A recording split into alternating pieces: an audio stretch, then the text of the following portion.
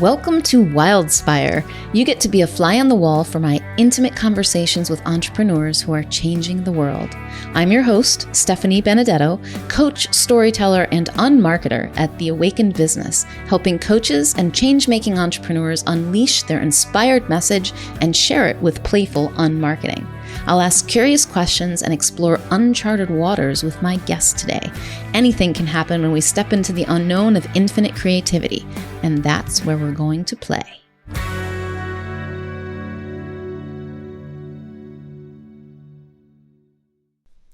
My guest today is Jenny Gaitelband.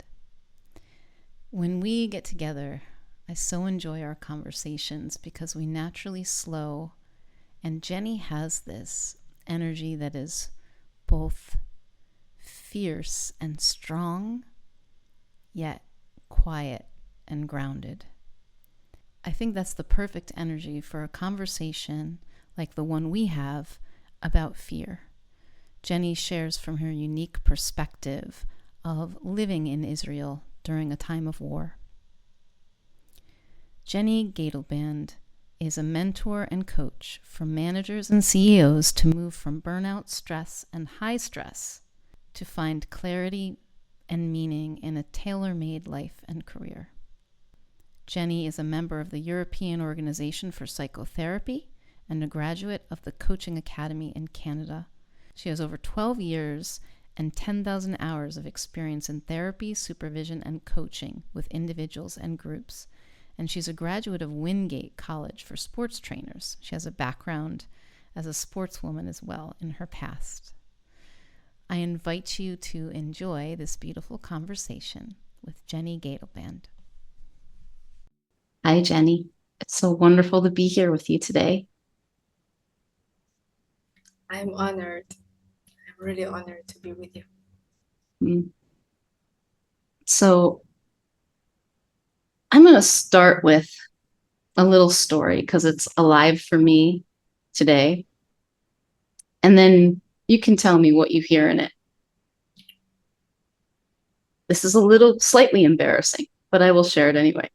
So this morning, as I'm getting ready, I'm looking at my teeth. Now, it's been a little while since I've done anything for my teeth because I'm living in Portugal and, had immigrated here. So my last cleaning, whatever, has been in the United States, and it's been a little while. And I'm like, what's on my tooth? And I decide to get out my powerful mirror and look, and I'm like, my God, there's like a film of something on my tooth, like that I can get off. And it was gray. And I think it has to do with the toothpaste I've been using, which has clay in it or something, which sounds crazy, right? There's clay stuck to my teeth in a toothpaste that's designed to get to keep my teeth clean. But what's interesting to me about it, Jenny, is that I started feeling fear. Oh my God, what does that mean? I have a lot of thinking about my teeth and what it means if someone sees that my teeth aren't perfectly white and all of these things. And then it starts to spiral and it starts to go into fear about other things. And I know what's happening. So I started thinking about what do I know about fear?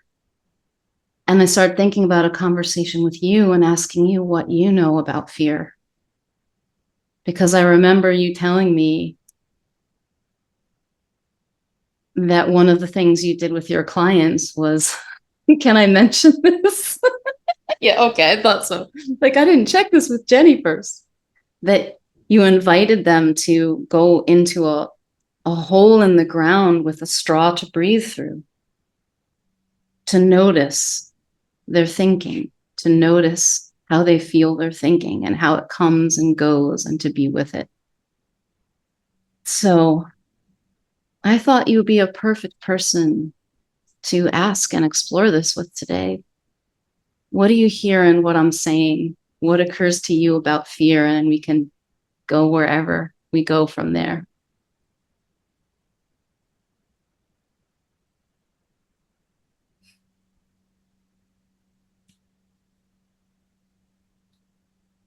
I thought how human it is for us to want to be liked, how human it is for us to want to be belong, to be accepted, to be loved, to be part of.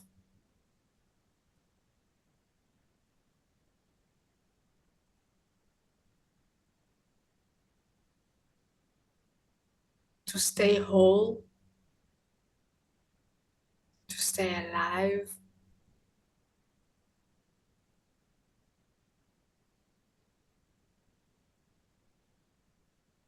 to feel that we have power within us to go through life,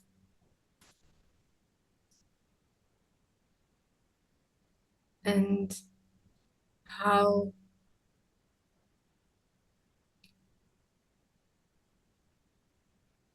it's so human for us to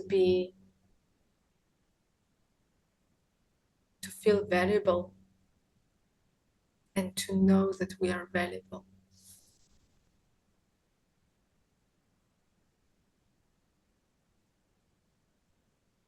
And on the other side, to meet the fear that we will not be accepted, loved, belong to where we think we want to belong to. And it's so human of us to feel afraid of uncertainty and the idea of being hopeless and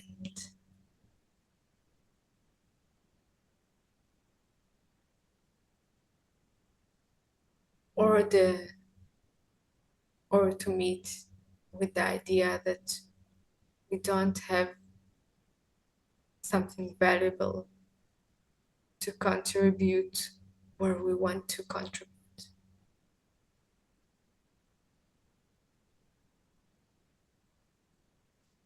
And somewhere there, we navigate our lives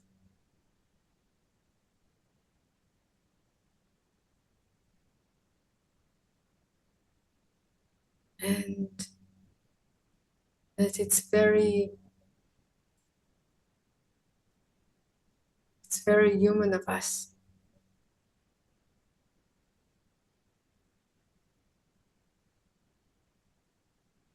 to have both. Yeah. And I thought about courage. Yeah, you say, I want to be more courageous, or more. We don't want to be vulnerable, but when we want to stay close, it's kind of an invitation to do that. To be honest.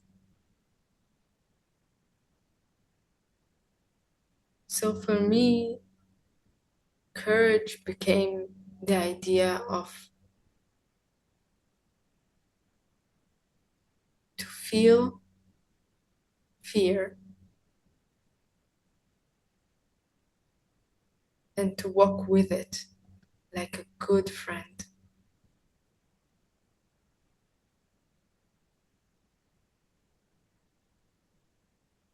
To feel fear when it comes with thoughts. Yeah. Do I have a shelter near me?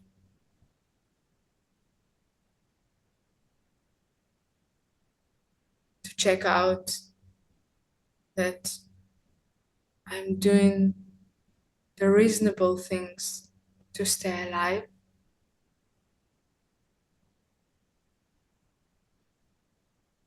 And to meet the parts where it's not my decision anymore, where it's not in my hands, and to surrender to that.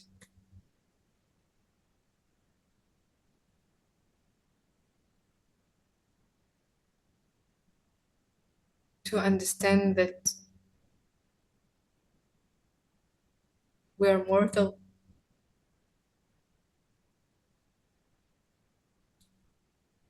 and to let it inspire me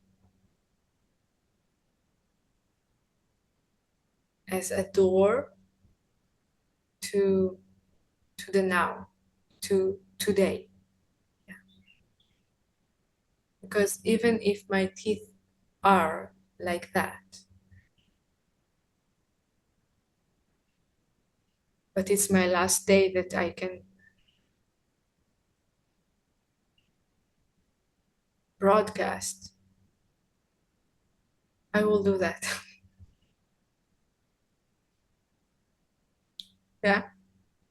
It's a no-brainer there.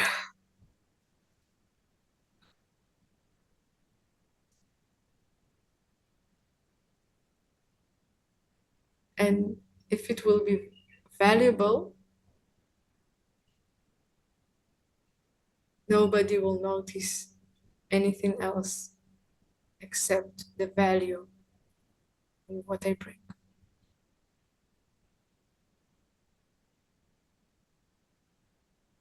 But it can definitely take us back. Yeah. If we will decide that my teeth are not perfect today, let's do it in next week.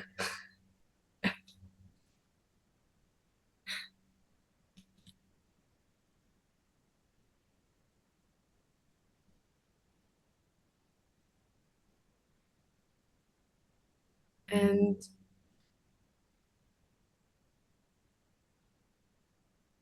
it's a privilege if we can sleep to the idea, or I will call it, it's a privilege to fall asleep that we are mortal. It means that reality is saying, okay, stable enough. If you want to, you can awake yourself, but you can keep on going. Yeah.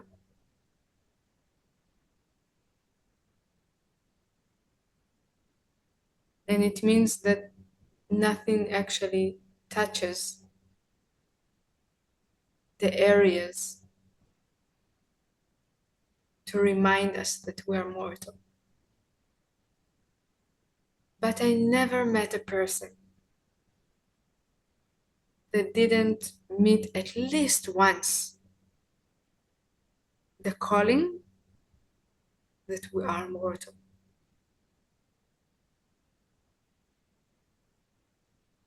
At least in this body.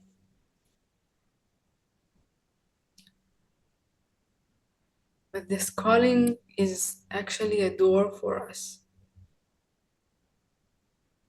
to wake up to the idea that we can love now. And it will be a good idea to show up and love. I never met an 80-year-old or a 90-year-old that said, oh, I should have bought this chair and not the other chair. I should have had another car.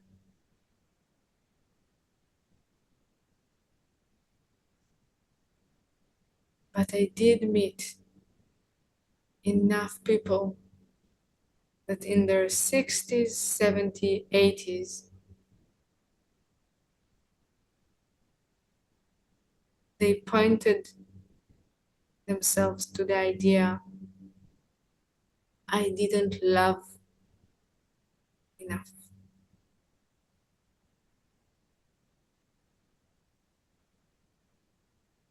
I didn't pay attention to the opportunity to show my love or to show up and love more.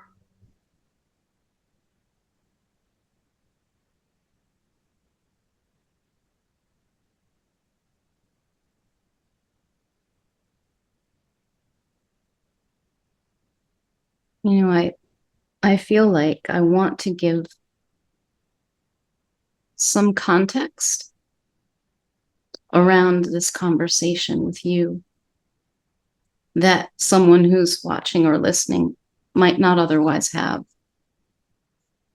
And at the same time, this is a conversation about being human, from one human to another. Now, you may never have been worried about your teeth. I don't know. But you've been worried about something, big or small, because we all have. And I say this because I'm listening to you, and you talk about walking with fear like a friend. I hear also walking with our mortality, walking with death like a friend, a call to love. And the context I wanted to give is that my friend Jenny, you are in Jerusalem now, yes? Close? Caesarea is in Israel too. So in Close. Israel, close. In Israel, where the threat to your life is a real one, daily. And on the one hand, I can make that very important, very scary, bigger than, if you put like the tooth fear that I put up right next to it, like, really, Stephanie? And but what's interesting for us humans is that fear is fear. It feels like fear. It feels like I'm going to die. Now, what do I mean by that? So yes, I think that what a unique situation you are in to find a way to walk with that, to dance with that, to love in the midst of everything that you are experiencing. And the people around you who maybe don't see it that same way, who may be hurting. And I know that when people hurt inside, they are more likely to hurt others and themselves. And at the same time, as my heart is with you, my heart is with all of us who have this war inside of us and don't know what's going on in that moment. So what arises in you for that, Jenny? I would love to hear.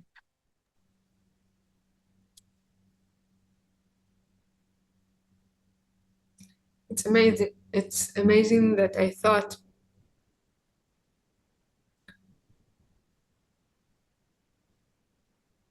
that if I will think about every area of my life, it's my choice to see if it's dangerous or safe enough for this moment. Is it dangerous to walk out of the house and sit in the car? 13 years ago, I sat in the car. I went from work to my house. And yes, it was dangerous because somebody fell asleep on the wheel and bumped into my car and the car behind us in 80 kilometers per an hour. So I discovered that the road can be a place where things can happen, and they happened. So is it dangerous to public speak? Yeah. Or is it dangerous to have your own business? Is it dangerous to give birth? Is it dangerous? Yeah. And I said, it's not safe or dangerous. But there are points where you say it will be very useful to bring my awareness and my presence to where I am and to use my common sense. In the road, to think before I talk.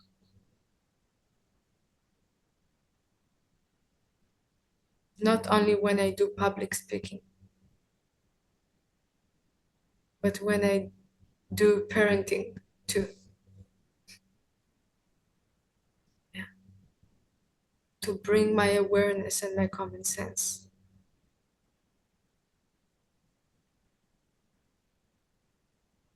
To check out if I'm if I'm full of fear.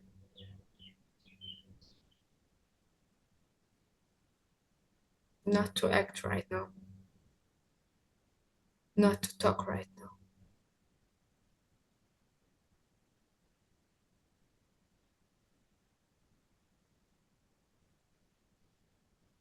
Just with the understanding that I can hurt me or somebody else from this state. Because I'm not here. I'm not present.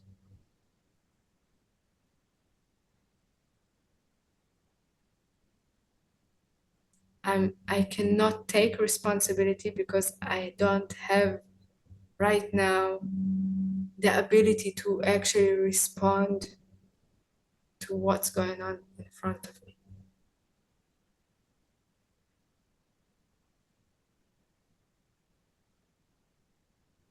So somebody said, if only people knew not to act from a dark place. That if they feel darkness is overwhelming them, or they're too tired, too anxious, do not, or try to act as little as you can. Don't show up.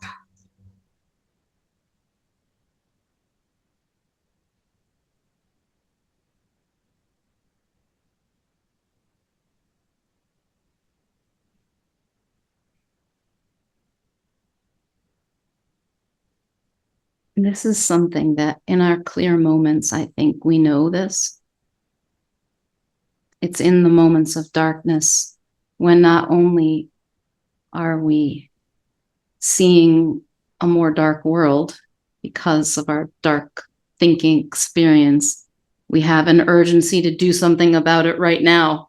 And everything says, take action, take action, take action. And that is the worst time to do it. I was at the train station yesterday And there was a woman on a phone who was near me waiting for the train. And then, of all the seats on the train, she also sat next to me. And she spoke both Portuguese and English on these different calls. And her story was one of anxiety and fear. I was listening to it. I couldn't help it. She was worried about her pets moving from Brazil to Portugal and how would she get them there. And I could feel the tension, the stress in her voice, the anxiety. And I listened to her and I watched her go up and down as she was talking.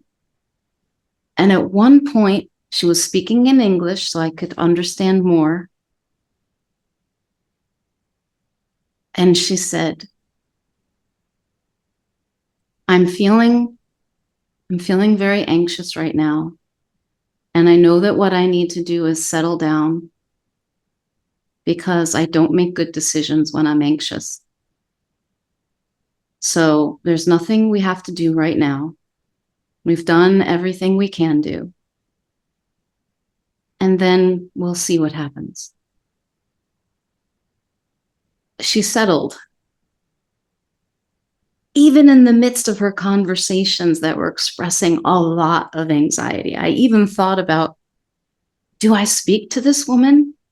You know, shall I say something to her? I could offer her some of the nuts I have here as a way to, and it didn't feel like that. I would have done that if it occurred to me, but I thought, just be here. Who knows? Maybe that was why I got on the train before her and she sat next to me. There were other places she could have gone and she didn't. I was like, how funny. So it's something that we have an experience of. And remembering that in the dark times, that I heard recently here, that what is this? This was a quote from Michael Neal. Here, 99.99% of the time, here is the safest place to be. In the 0.0001% of the time where there is a clear and present danger to me, being present with my awareness here is the best way to find the safe path forward. So here is always the safest place to be, not in my head. And this woman knew it. She knew it. We know that when we're clear.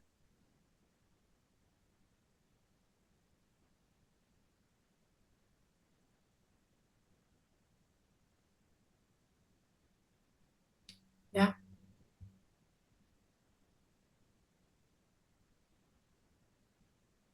And when I was looking at the idea of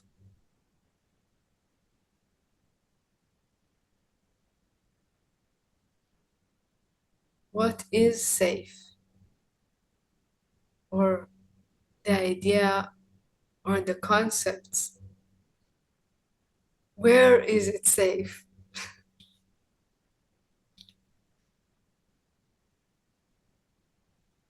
I saw that every day we wake up and choose, are we in the safe place?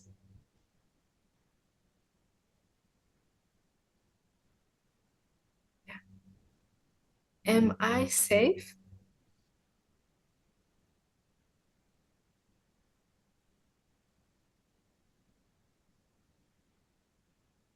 And if I'm saying I'm not safe because, or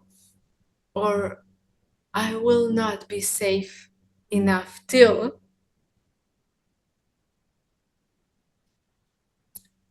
we see that we have a story.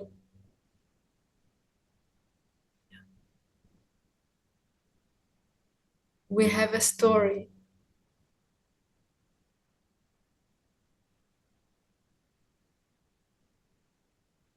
That money can makes us safe.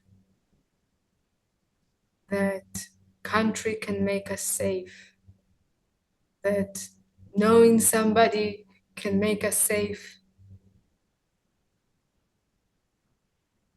To have some status can make us safe.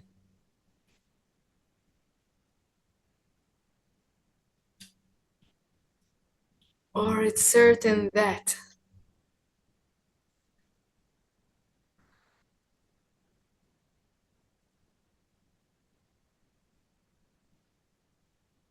and then life is showing us all kinds of events that shows us that we are mortal and safe.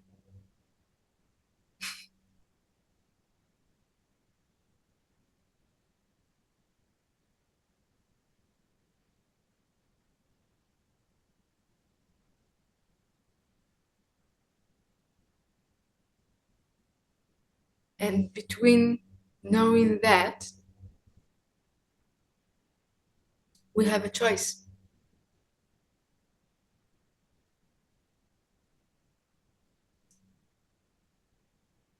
How much we want to wake up and serve with love.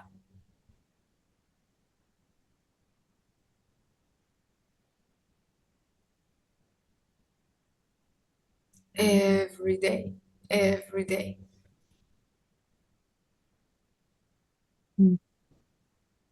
What does it mean to you, Jenny, to serve with love?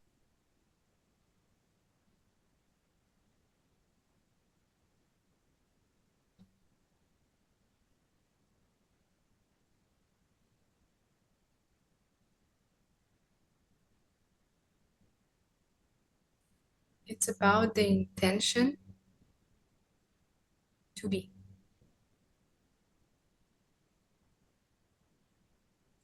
Because if I went to a conversation and my intention was to be present,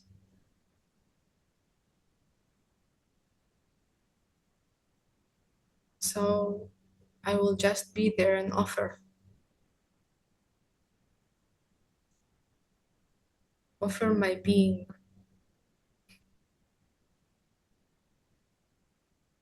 And listen how it can be used right now.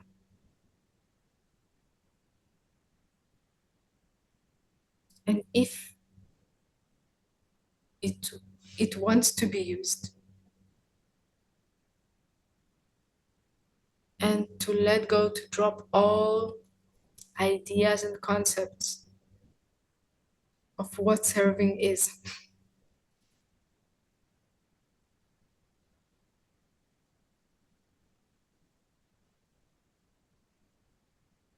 I really love that you said that, Jenny, because I felt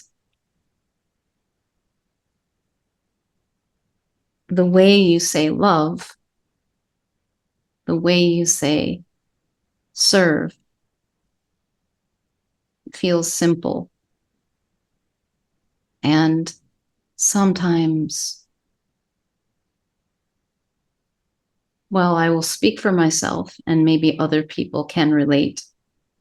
I have made up that serving is something I have to work hard at. Loving is something I need to do. There's some kind of an obligation or heaviness to it. But the truth is in what you're saying, it's just being you, being present, being me, being here is of service, open, like saying to life, use me. I'm available. Live through me. I am lived through. And isn't it wonderful that that is of service? Very simply. And it looks, I don't know what it looks like. It looks like me sitting next to a woman on a train, maybe. Or maybe it looks like me stopping to smile and say hi to a small child. I don't know. Yeah. My only way not to serve is to be somewhere here.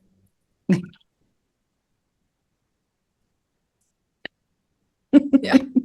I'm going to describe that in case someone's listening on the podcast. Jenny just flipped her hair over her head like she was so lost in her hair and her head. That is not of service.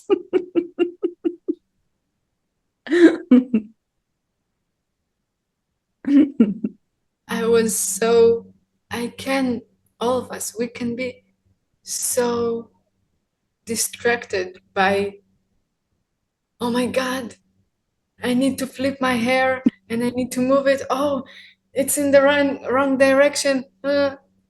And oh, the train, we missed the train. Oh, the train went. Oh, I didn't go on the train.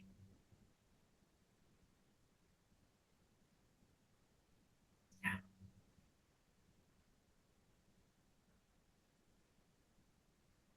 Somebody said to me,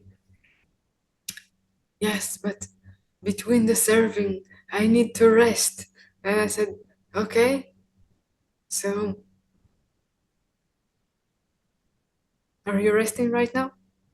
No, no, I'm not alone. I need to be alone. I need to go to the nature and to be there on my own and rest.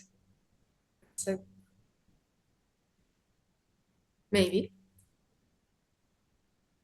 Or rest.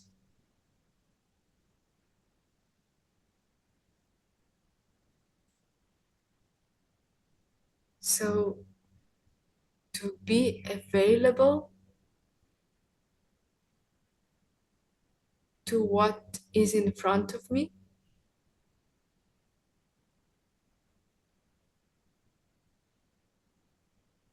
to wake myself up enough to be available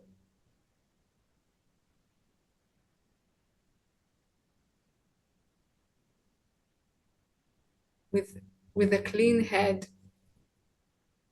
of I'm here. I'm here. That's enough. Life will call me.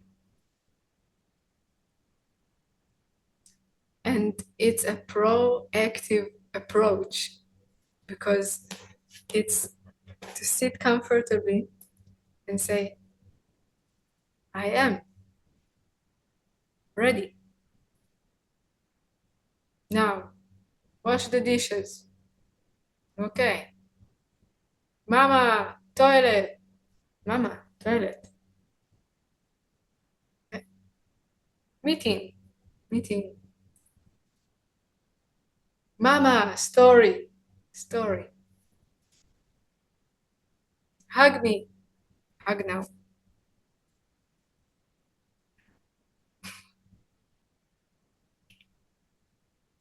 What is actually leaving me?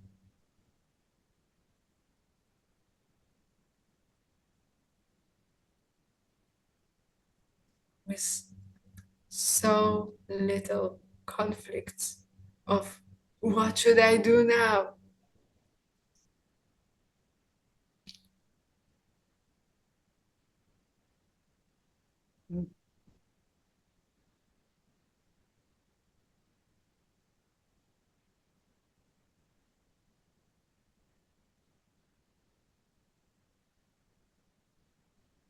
You know, I used to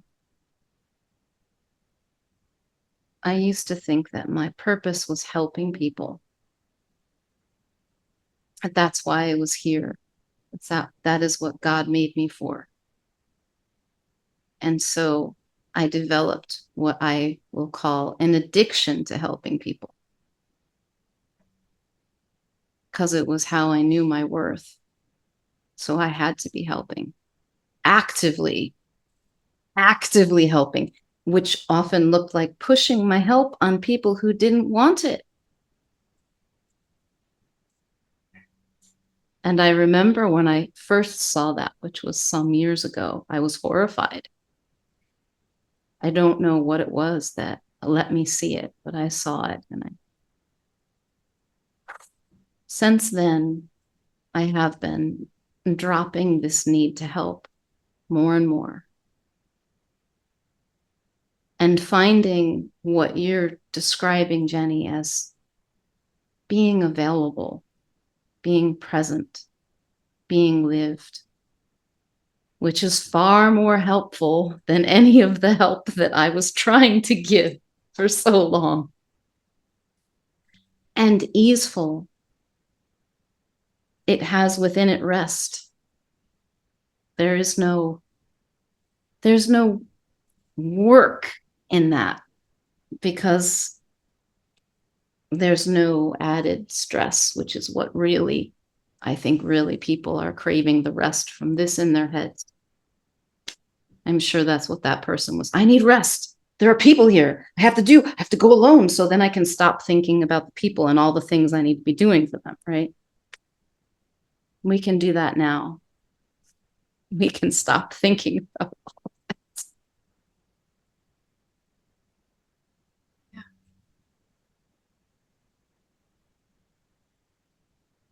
Another thing which I think humbled me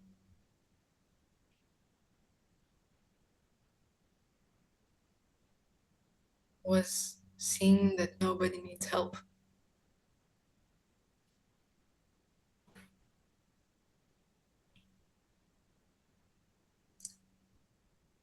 That most of the people that I sat next to knew exactly what to do, where to go,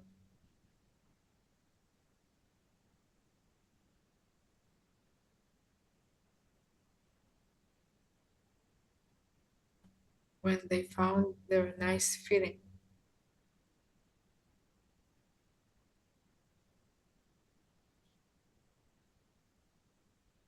And backed off from themselves.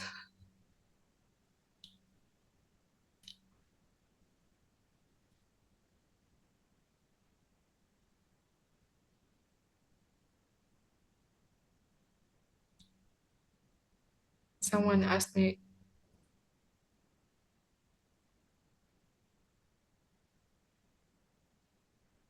they said, I'm asking you to remind me that all the things I wanted are in front of my nose, in and if I can please see it and stop doing that.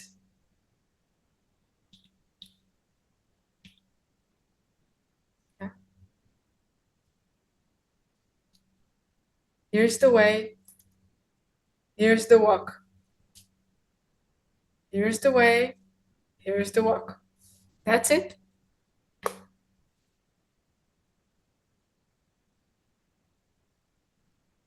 So it became easier and faster and nicer and with more grace.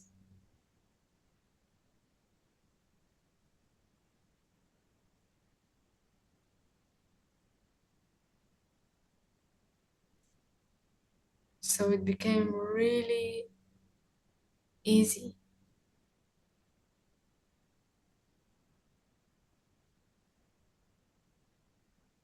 for me to be a high performance coach, because most of the high performers became high performers because they already have a very cool profession and they know a lot, enough.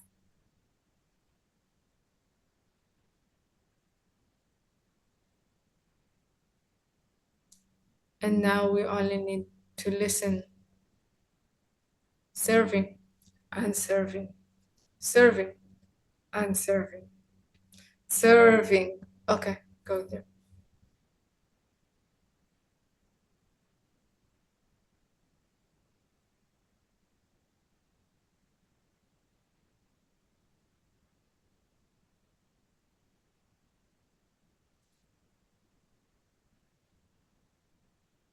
So for me, every person,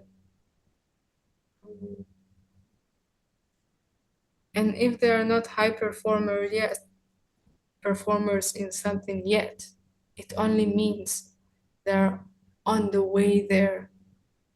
That they're exactly at the time when they hearing right now the call of, ooh, that's very interesting. I want to check out that. And then they go deeper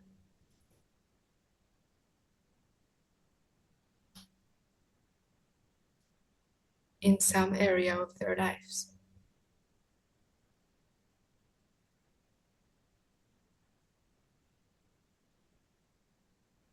till they become a pro.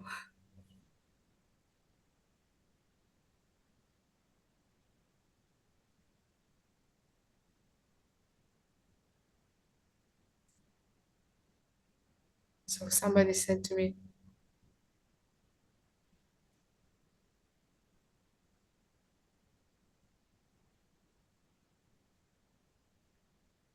how can somebody,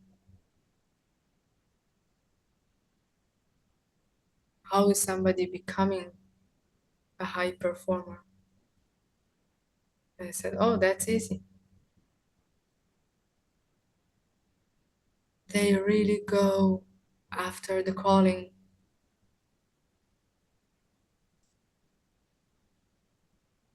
They are listening and walking and listening and walking.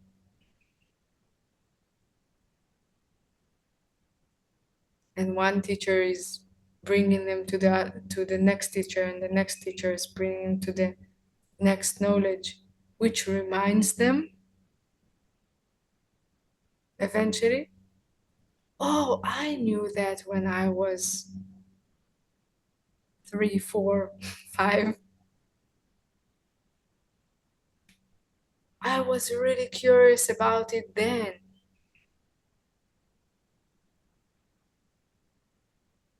Oh, now I know some more techniques, books,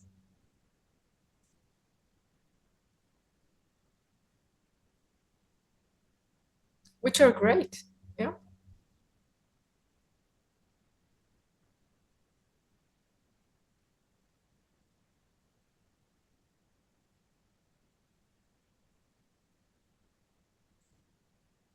And it's amazing that it always involves fear. It's kind of the smell of, "Hmm, I have never done it before."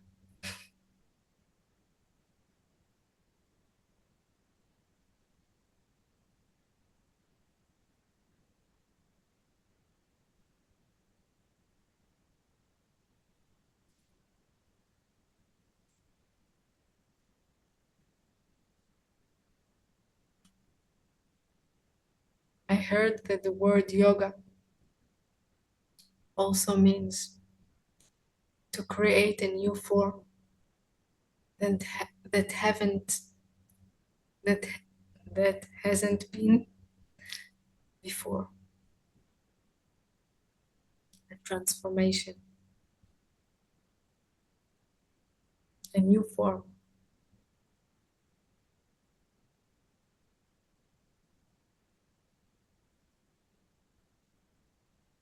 and to create a new form. There is always a calling there that feels like, oh my God, a new thing, uncertain, because it doesn't have a form yet. Of course.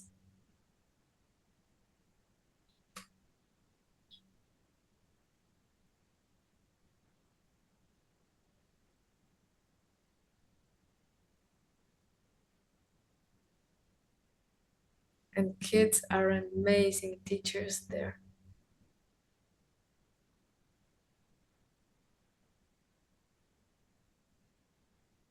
They're trying all kinds of shapes and things, and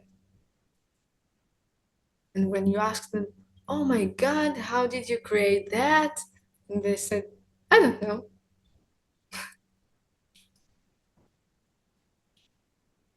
And they really don't know. But they didn't care.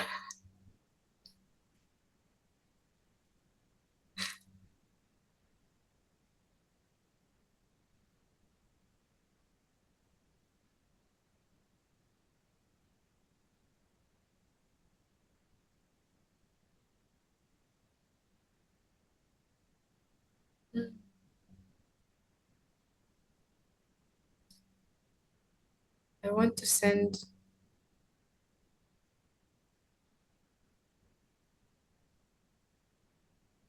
a really good hug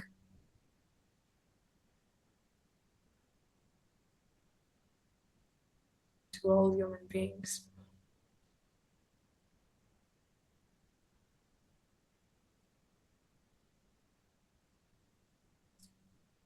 I wish we all will wake up to quiet down when we are afraid,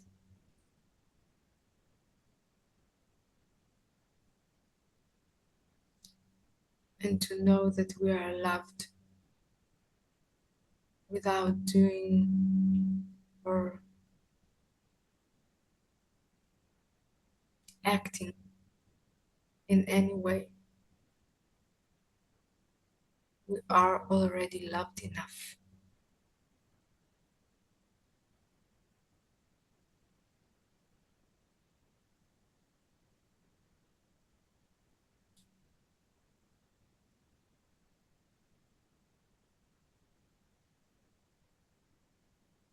Thank you, Jenny. That's beautiful.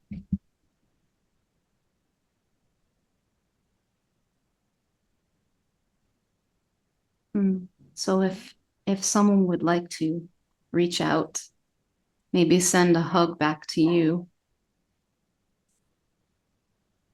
in some way, where's the best place they can find you? The easiest place is my mail, Jenny2 and dance, Jenny2dance, gmail.com, or Facebook or Instagram, Jenny Gaitelband. And I really want to thank you. You are most welcome. Privileged to be with you. Thanks for being here, Jenny.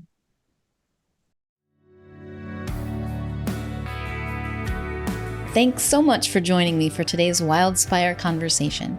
If you'd like to receive a weekly Wildspire email from me filled with inspiring stories on marketing experiments, tips for playing your way to impact and income without the hustle and hype, insights from my spiritual business journey, and more, go to theawakenedbusiness.com/Wildspire. Until next time, may you know yourself as the gorgeous wild creation you are.